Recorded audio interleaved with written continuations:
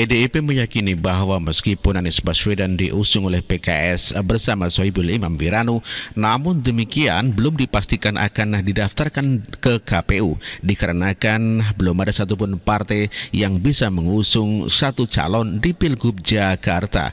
Dan inilah keterangan daripada Eriko Sutarduga adalah pengurus PDIP.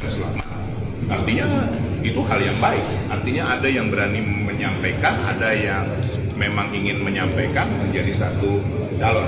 Hanya saya sekali lagi dengan segala hormat nanti tidak ada satu partai pun yang bisa mencalonkan sendiri, termasuk PDI Perjuangan, termasuk PKS. Nah, tinggal bagaimana memenuhi minimum 22 kursi kalau saya tidak salah ya. Kalau PDI Perjuangan 15 perlu 7 kursi lagi. Kalau PKS kalau saya tidak salah 18 masih perlu 4 kursi lagi. Nah, ini siapa? Apakah teman-teman media bisa menyampaikan, oh satu partai lagi ini pasti? Kan belum tentu kan, karena belum ada yang namanya keputusan final, dan ini masih cukup lama. Teman-teman media masih nanti bulan Agustus. Ada konstelasi yang Ya, masih cukup lama dikarenakan nanti di bulan Agustus mulai pendaftaran ke KPU, dan ini hanya merupakan ya boleh dikata bargaining position agar PKS bisa mendapatkan kursi di kabinet mungkin lebih banyak lagi. Ya, demikian juga dengan PDIP sampai sekarang belum bisa mengajukan sendiri dikarenakan hanya 17 kursi. Oleh karenanya perlu koalisi dengan partai lain. Ahok siap menjadi calon gubernur DKI Jakarta, namun demikian mendapatkan segakmat oleh warga. Saya jauh lebih siap jadi gubernur sekarang karena udah lewatin sekolah Makobrimob kan saya bilang. Oh, jadi gitu Pak. Bapak sekarang lebih siap untuk menjadi gubernur di DKJ. Kenapa Pak? Apa karena sekarang Bapak sudah menjadi petugas partai? Karena Bapak adalah salah satu kader dari partai PDIP. Oh iya Pak, jangan-jangan ini pertanyaan nih, jangan-jangan apakah ketika Bapak siap untuk menjadi sebagai gubernur di DKJ, apakah Bapak akan lebih membela kepentingan partai daripada kepentingan masyarakat DKJ? Karena yang namanya petugas partai harus membela kepentingan partai. Jangan lupa loh contohnya Bu Leleng di Bali itu loh teman-teman. Terus ada lagi U20. Nah, kira-kira U20 itu gimana ya konsepnya ya? Yuk, ayo. Itulah tanggapan warga masyarakat terhadap Ahok yang bersedia untuk maju di Pilgub Jakarta. Dan ini tanggapan masyarakat mengenai Ahok yang akan maju di Pilgub Jakarta. maaf aja ya.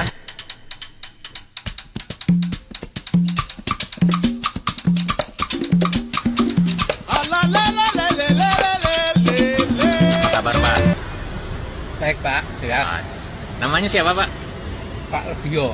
Wah, aslinya? Ambon, Jogja. Oh, asli Jogja. Waduh. Jogja Gunung Kidul Pak. Oke. Sudah lama Bapak tinggal di sini Pak, Jakarta? Ya, selama udah hampir ya berapa tahun ya Pak, dari mulai 75 itu Pak. Zaman Pak Ali Sadikin dong ya itu ya? Iya Pak. Oh. Sekarang kan gubernurnya Pak Heru Budi nih Pak. Iya Pak. Sebelumnya ada Pak Iya, Anies dan Pak Anies. Pak Ahok kan gitu ya. Iya Pak. Jakarta ini kan bakal ada pilkada nih tahun 2024 Iya, Pak ya. Menurut Bapak itu Jakarta itu membutuhkan pemimpin seperti apa Pak? Yang apa ya Pak? Yang pintar, tertanggih, itu Pak. Yang posisinya yang bagus, ngadepin masyarakat, ngadepi segala macam itu loh Pak di Jakarta. Ada katanya nih Pak ya, Iya. Pak Anies bakal dicalonkan lagi, juga Pak Ahok gitu ya Pak ya. Iya Pak. Nah di antara kedua itu yang mana yang paling cocok mimpin Jakarta Pak? Menurut Bapak? Menurut saya ya maaf aja ya, saya kayak Pak Ahok. Bagaimana? Pak Ahok. Begitu? Iya kayaknya Pak. Kenapa Pak? Ya kayaknya disiplin banget itu kalau ada kerjaan, ada apa-apa gitu loh. Pak Ahok itu orangnya tegas, cerdas. Gitu Pak. Seperti itu ya Pak ya? Iya, saya pendirian saya harus tegas dan berani Pak. Oh gitu. Nah yang cocok siapa kalau gitu Pak? Anies apa Pak Ahok Pak? Nah ya Pak Ahok itu Pak Ahok. Oke. Terima kasih ya Pak. Itulah tanggapan daripada warga masyarakat mengenai Pilgub Jakarta, dan dia mengatakan bahwa yang tegas adalah Ahok. Begitu katanya ya. Dan ini tanggapan warga masyarakat yang lain terkait ya duel ya antara Ahok bersama Anies Baswedan. Ahok, kalau dikasih kesempatan jadi gubernur Jakarta lagi, saya jauh lebih siap. Enak ya menonton duelnya antara Ahok dan Anies. Tapi kalau bisa jangan politik identitas aja sih gitu. Jadi biar fair. Ya kalau bisa pun ada lagi orang ketiga gitu. Biar kita lihat sih siapa sih pemenangnya gitu. Dan saya berharap tidak ada cawe-cawe seperti Pilpres kemarin. Bansos di mana-mana gitu. Kalau tidak memilih, maka dia tidak akan diikutkan di bansos lagi. Ancaman-ancaman seperti itu tidak, kalau bisa tidak terjadi lagi di pilkada itu. Kalau itu yang terjadi, politik identitas hilang, politik bansos hilang, cawe-cawe dari yang di atas hilang, percayalah akan sangat enak menonton pilkada nanti gitu. Orang yang hebat itu, mari para pemimpin-pemimpin yang hebat itu keluarkan idemu, keluarkan pendapatmu, keluarkan pengalamanmu bagaimana membangun suatu daerah. Itu yang kita butuhkan. Jangan dikit-dikit identitas, apalagi nanti akan dibawa, mantan narapidana bisa mencalonkan jadi calon gubernur. Enak aja ya, melamar kerja aja di perusahaan akan ada SKCK-nya. Kalian lupa ya, mantan pelanggaran HAM pun mencalonkan berkali-kali kok, bisa kan? Tanpa menembus kesalahannya. Bagaimana? Dia lari kan? Gitu. Jadi yang saya maksud di sini, selagi undang-undang itu tidak dilanggar dan tidak diubah, saya rasa tidak masalah. Kalah menang itu biasa di dalam pertandingan, tetapi menghalalkan segala cara adalah hal yang sangat bobrok yang dipertontonkan di negeri ini gitu. Kalau dia mau mencalonkan silakan kok. Kalau kalian mencibir, masa enak aja dia bisa mencalonkan. Ya mencalonkan kalian kalau bisa gitu. Kenapa dia itu sangat dipandang banyak orang, sangat disorot oleh banyak orang? Karena dia punya integritas. Dia tidak banyak berbicara tetapi tidak ada dalam bertindak gitu. Pak Ahok ini dia memberikan salah satu standar kepemimpinan itu, yaitu bersih, jujur dan tegas. Ketika pemimpin mau melaporkan harta kekayaannya, berarti dia berani menunjukkan dari mana sih penghasilannya, apa sih pengeluarannya. Itu adalah salah satu pemimpin yang kita mau gitu. Apa yang kurang di negeri ini sebenarnya? Para tokoh-tokoh kita, pemimpin kita itu yang kurang ya hanya satu, kejujuran. Pintar mereka kok pintar, tetapi mereka susah untuk jujur.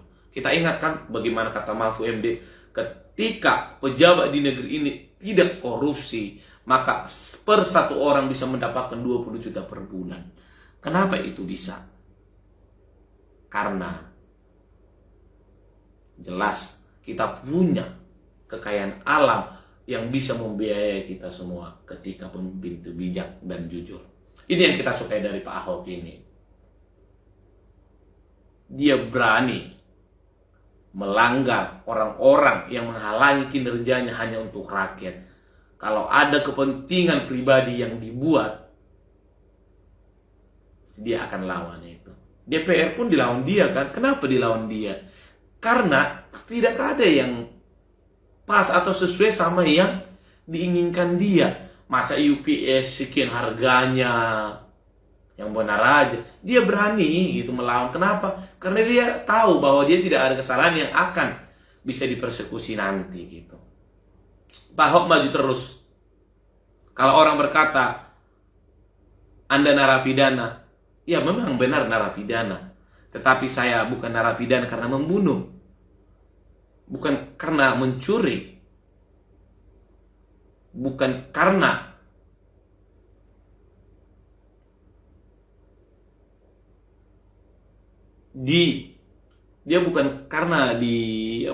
bukan karena dia mencuri uang rakyat gitu. Tetapi dia narapidana karena titik. Nggak perlu saya sebutkan, semua orang pada tahu gitu kan. Saya percaya bahwa jika takdirmu untuk menjadi pemimpin di DKI ini, maka siapapun yang ingin menghalangi itu semua tidak akan mereka sanggup. Saya pernah ingat kata-katamu, yang jahat pun Tuhan biarkan untuk memimpin, agar kita rakyat ini tahu seperti apa pemimpin yang benar itu. Saya yakin kegagalan kemarin adalah pembelajaran untukmu, kegagalan kemarin adalah motivasi untukmu untuk bisa menjadi lebih baik lagi. Ada banyak cara Tuhan untuk bisa membuatmu lebih baik. Mungkin jatuh dulu baru bisa bangun nanti gitu. Dan bisa mendapatkan apa yang mungkin Tuhan tempatkan kepadamu gitu. Selamat berjuang Pak Ahok. Jangan dengarkan cibiran orang-orang yang tidak tahu diri itu. Mereka hanya berkata memuja-muja orang yang mengubah aturan itu seenak mungkin. Dan berkata hanya dia yang berani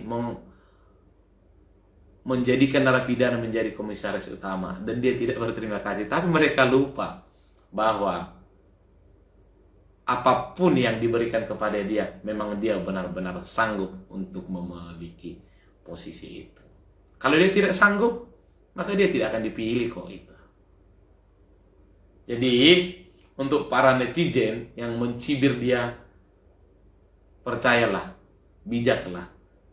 Kalau Anda mengkritik, coba perhatikan yang dirimu dukung itu seperti apa.